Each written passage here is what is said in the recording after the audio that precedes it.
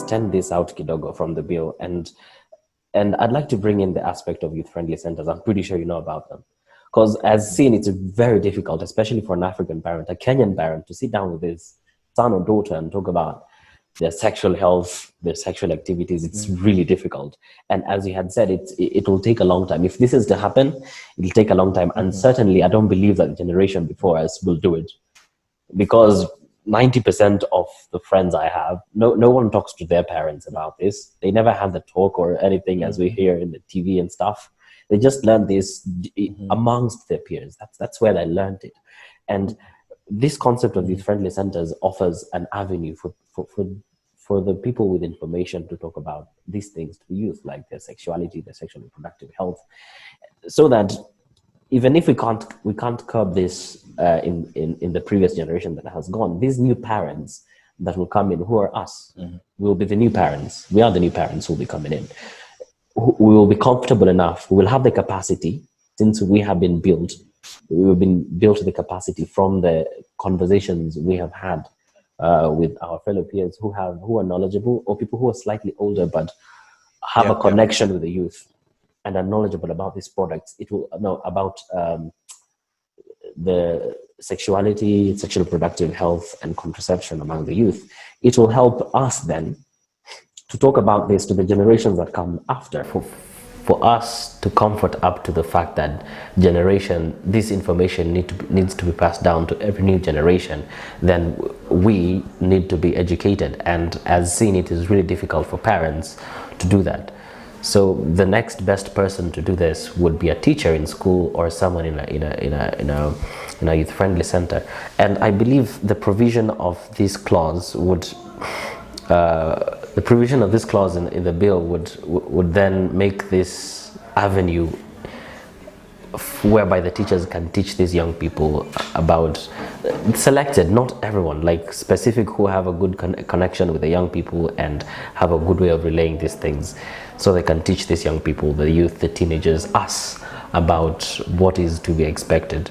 Because to start with, the teachers already teach these young people about reproduction, the reproductive systems of the male and the female. Why not add the reproductive health education into this curriculum, which should be a very swell idea. So the next clause we wanted to look at is the safe motherhood.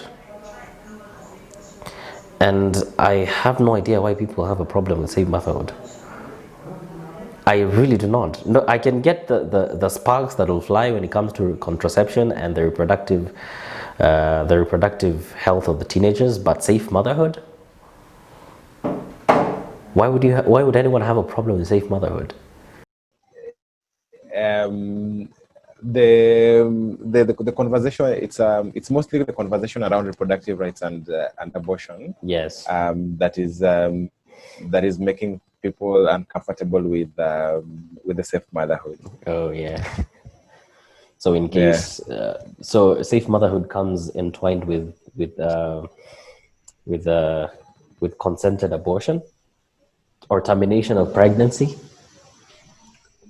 There are different clauses, but they come intertwined in the minds of these people. The termination of pregnancy, yeah. I mean, in some cases, basically the issue is the interpretation and how different people interpret certain things.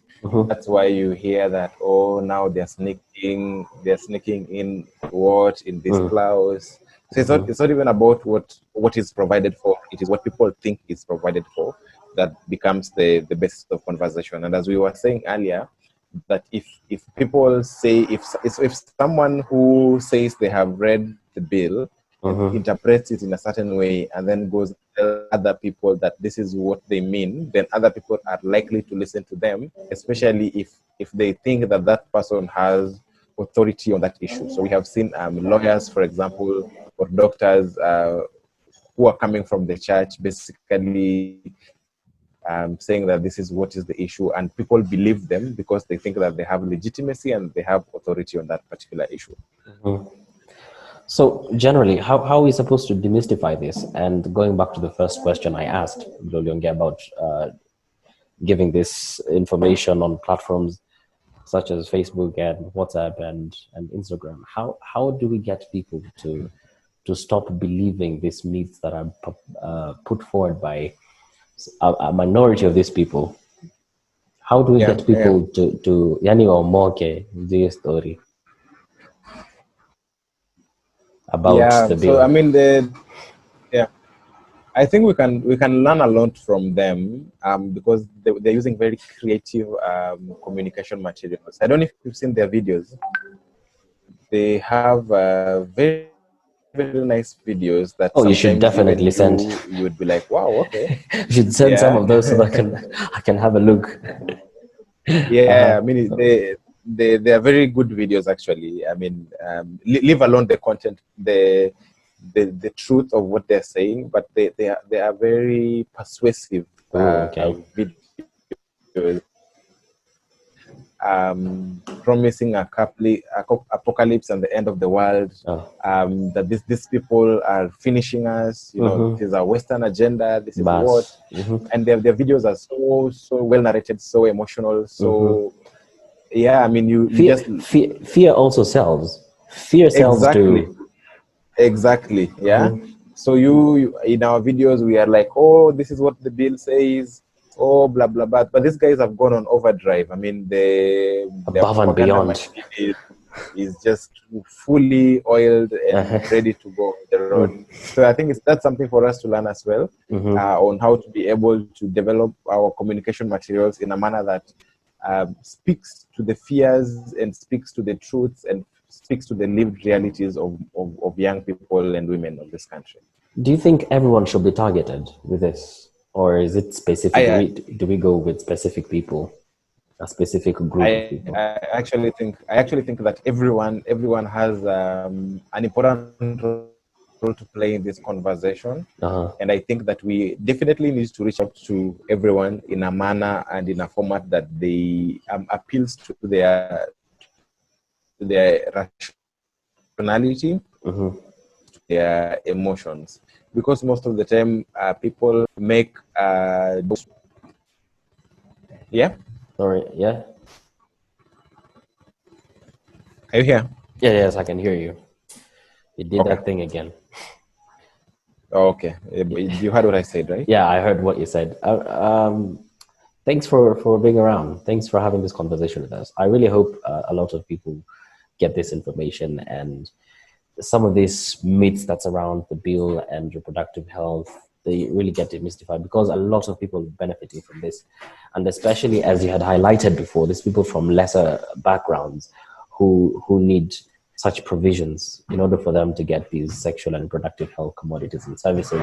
I think it will help them. Once people are shown that this will help not only them, but other people, I believe it will change to a certain degree the perception of this bill among the people and its acceptance. I mean, some things might not be right, maybe. Some things might need some polishing, but the bill itself is a noble idea. So can I just add one thing? Okay, go on. So yesterday, Kenya has been undergoing review by the United Nations Universal Periodic Review about their human rights situation. Okay. So yesterday, Kenya officially accepted some recommendations and rejected some recommendations to do to advance human rights. And one of the things that the Universal Periodic Review and the Human Rights Council had asked Kenya was to develop and enact a reproductive health law to provide a legal framework for the right to reproductive health. It is very unfortunate that Kenya rejected that recommendation. So they said that, yeah, it is sad, but I think we still have to keep on pushing with this conversation to ensure that young people, women, and everyone in this country has access to the highest attainable standard of reproductive health. Thank you, Robert. So thank you very much for having me. Thank you for availing yourself.